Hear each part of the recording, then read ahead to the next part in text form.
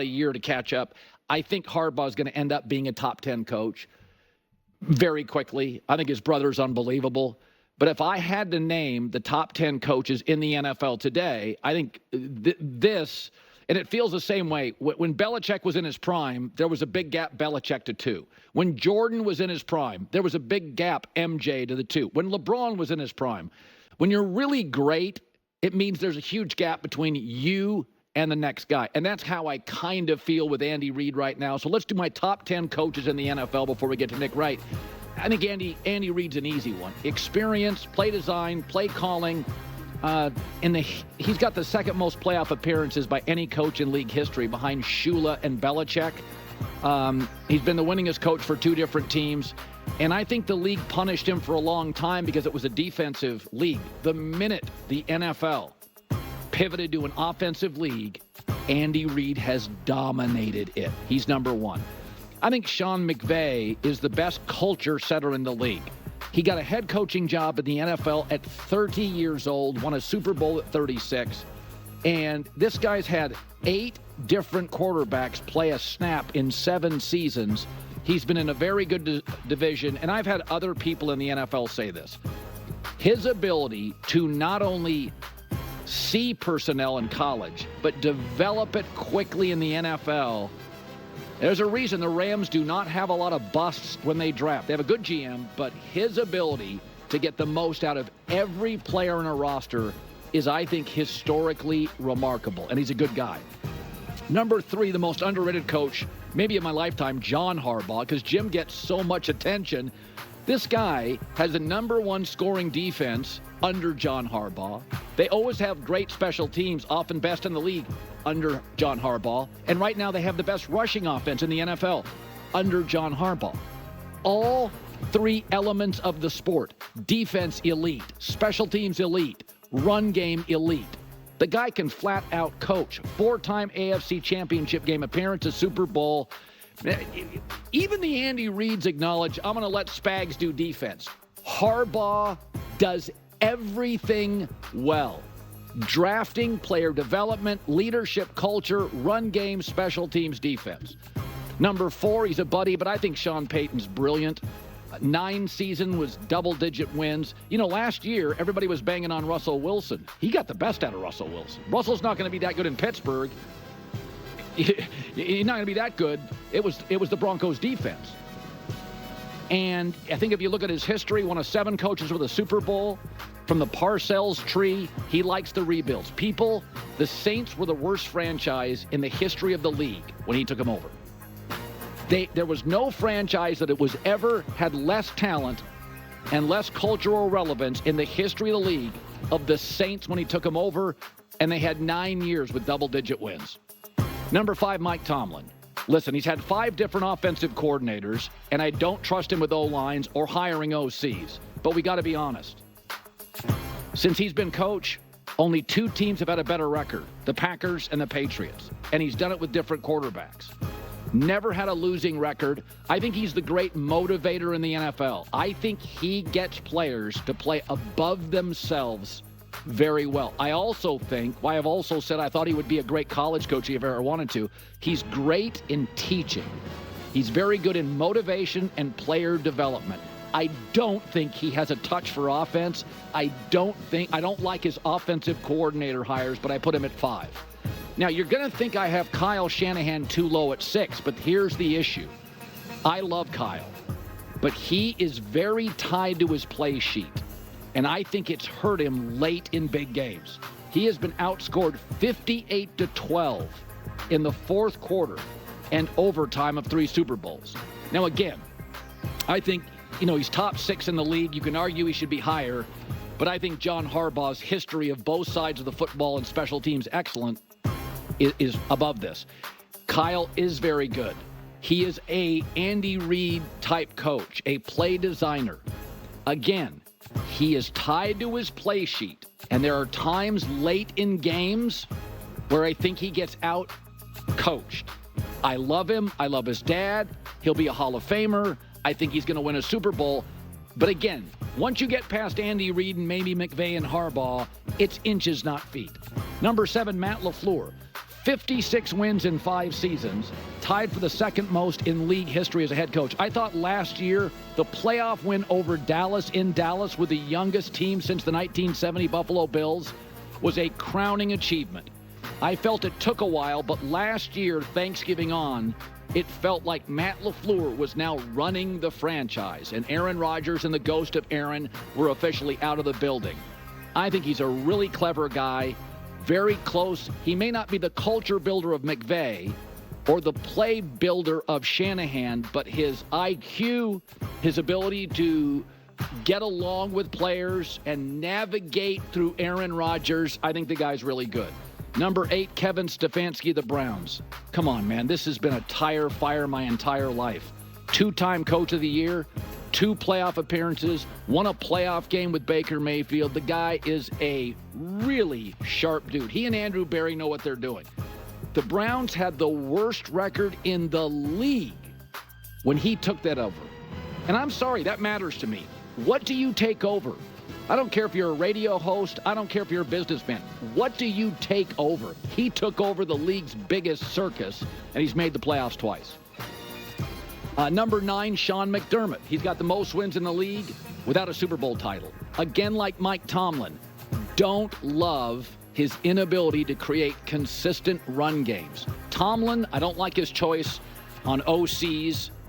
McDermott, O-line outside of left tackle has been a revolving door. I do think when they landed Cook, their run game will be now substantial going forward. But we can't keep banging on McDermott without also acknowledging this was a lousy organization. He's a very good leader. He's also willing to admit mistakes. And a lot of rigid older coaches don't. He can be a little tight. He can be tough on coaches, but he is willing to stand up, be a man, and acknowledge mistakes. Much respect for that. Sean McDermott, 9. Number 10, I know he doesn't have a big resume. Damn, I think DeMeco Ryans is great. I got to tell you something. I was told by people in the building at San Francisco, they thought his second year on the staff, they thought he could have been a head coach. And he was just out of the league. I'm sorry, but to take a rookie quarterback to build a staff, when I watch Houston play, I think they squeeze every ounce out of their talent. I don't love defensive coaches. That dude is dialed in. Okay, so let's see if I can get it where we can see all 10 at the same time. Okay, there we go. All right, listen. I'm not going to argue with any of the positives that he said about any of these coaches, but I do have some major disagreements. First off, I do believe, and I don't know where I'm going to rank some of these other coaches later. Doing like a 1 through 10 is always difficult, especially when you're kind of like pulling people and moving around and doing it when I don't have like to actually physically do it. It gets difficult to keep track of. But Andy Reid, of course, is number 1 to me. I've said this now forever that he is the best. He has his career just with the Eagles alone is Hall of Fame worthy. People want to act like Patrick Mahomes made Andy Reid. That's one of the biggest arguments that I see for Patrick Mahomes fans, and it's just dead wrong. Just dead wrong. Not even close to being accurate. Because people always say, how many Super Bowls did he have before Patrick Mahomes? Again, majority of Super Bowls are won with Hall of Fame quarterbacks. So that is not the dunk that people think it is.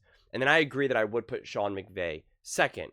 And to be clear, before I continue, I want to say that the way I'm also looking at this is if I was starting a franchise and I had no coaches, and right, we were kind of just picking coaches out of a hat like we are, like we do with players. Remember, we play the game where we're like, who would you draft first? So if we were starting over, would it be Joe Burrow, Josh Allen? Who would it be? That's what I'm thinking about with coaches, right? If I can pick any coach I want to start my franchise, and this is the board that we have to choose from, who would it be, right? Andy Reid, number 1, without a doubt. Sean McVay, number 2, no question, without a doubt. Now, I'm putting Shanahan up there, actually.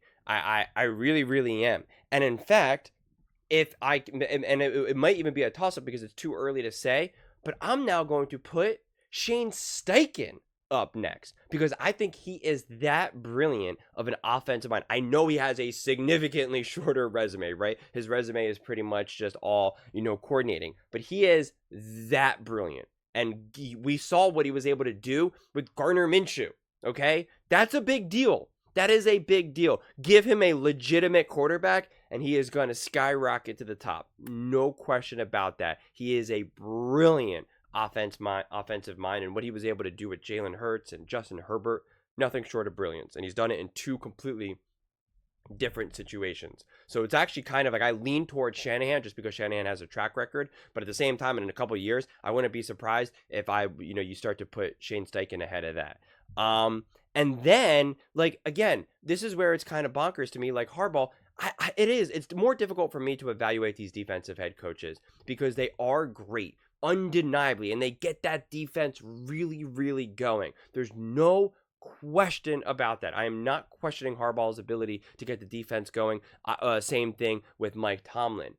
But their complete inability to operate an offense or get the right personnel is just, I can't overlook that. We are in such an offensively dominated NFL, right? Like, it's just so, the rules have changed, the philosophy has changed, and it just seems to me that especially when you have a great offensive head coach, you have so much more stability than versus if you have a great defensive head coach, because your entire offense is at the mercy of your OC. And it's just too difficult to overcome that, because that OC then gets another job.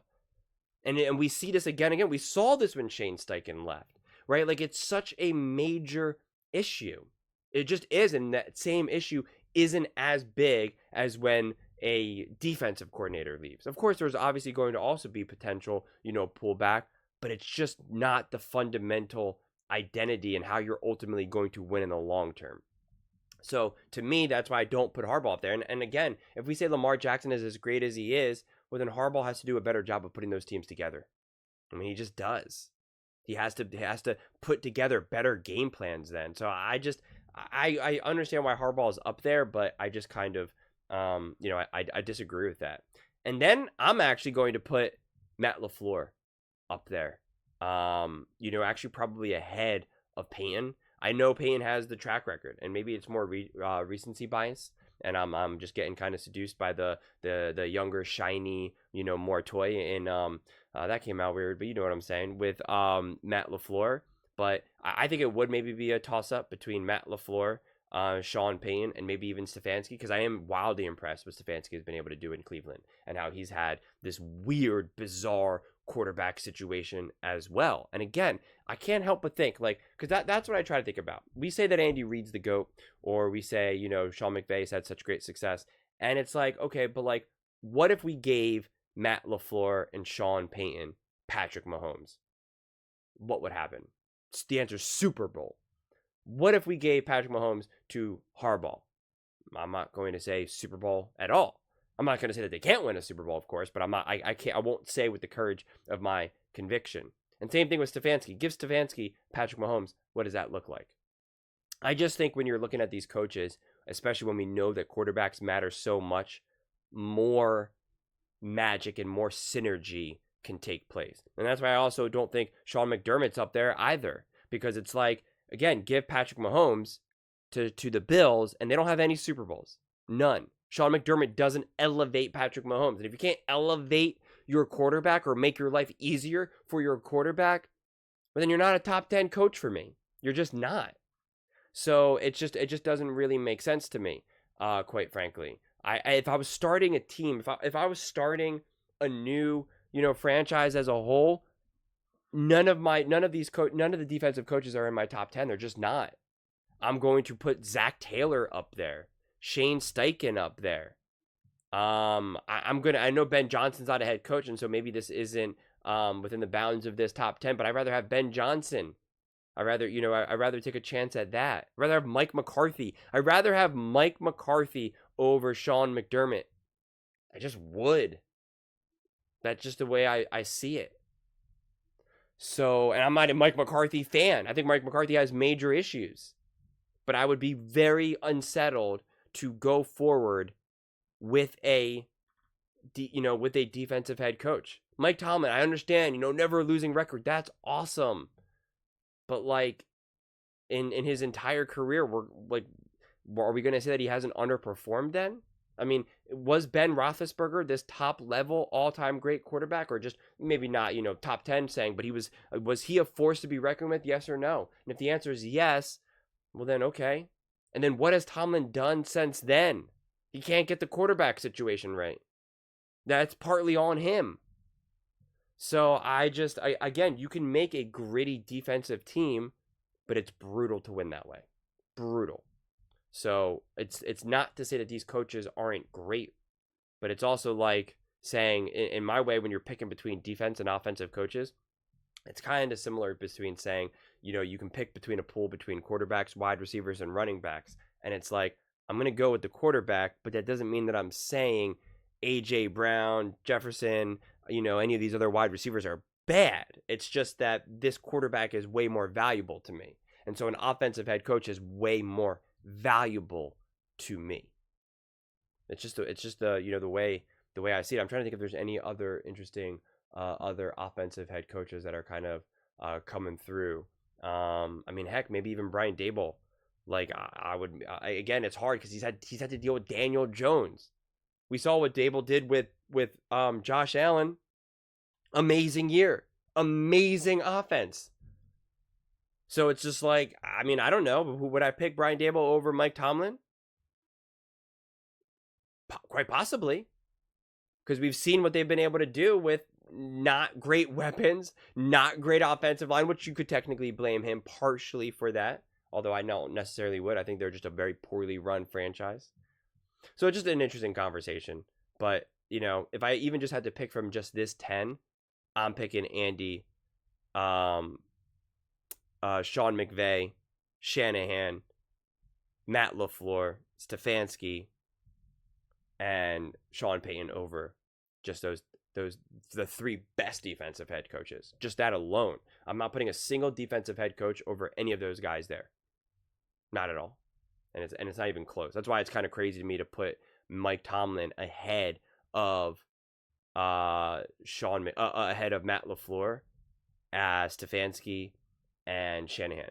Because even Colin himself said that Mike Tomlin should be fired, that he should be let go, that the Steelers have been able to kind of do nothing for the last 5+ years, and that Mike Tomlin is to blame for that. And now he's putting him above Shanahan, who people admit, and even Colin himself doesn't think that Brock Purdy's that good of a quarterback, and that Jimmy Garoppolo is not that good of a quarterback, but then he was able to get to 2 Super Bowls and he lost to none other than Patrick Mahomes and the Chiefs. What are we saying? If Shanahan had a better quarterback, if Shanahan had a quarterback that was even remotely on the level of Mahomes, do the 49ers win those Super Bowls? The answer is yes. The answer is an undeniable yes. Those are 2 losses for the Kansas City Chiefs now. But they had the luxury of going up against a Shanahan with a Jimmy Garoppolo, or a first-year starter in Brock Purdy. Imagine if he had a Josh Allen, a Joe Burrow, a Lamar Jackson, a Matthew Stafford. He would be 2-0 in those Super Bowls. And there's no doubt in my mind. So the whole coaching situation is always interesting because you also have to consider the situation that they're in, who's their quarterback, what have they had to work with, which is why I elevate, say, a Stefanski, which is why I downgrade a Tomlin, a Sean McDermott. So, but those are just my thoughts. I would absolutely love to hear yours. This is definitely an interesting one. I think coaches can be kind of difficult to evaluate. But let me know what you guys all think. Who do you think should be in the top 10? Do you think this top 10 looks good? Anyone that you're leaving out or needs to be added or taken? Let me know in the comments below. I read every single comment, so whether you agree with me or disagree with me. Either way, let's get in some discussions. Let's get in some fights. But ultimately, let's just have some fun. And please do consider subscribing. We are building an amazing community here, and I would absolutely love to see you part of it. I want to build something that we all genuinely feel connected to. Something that we're really excited to be part of. I think we're well on our way to doing it. And please don't forget to give this video a thumbs up, as it really does help with the visibility and the algorithm. Thank you so much, and see you next time.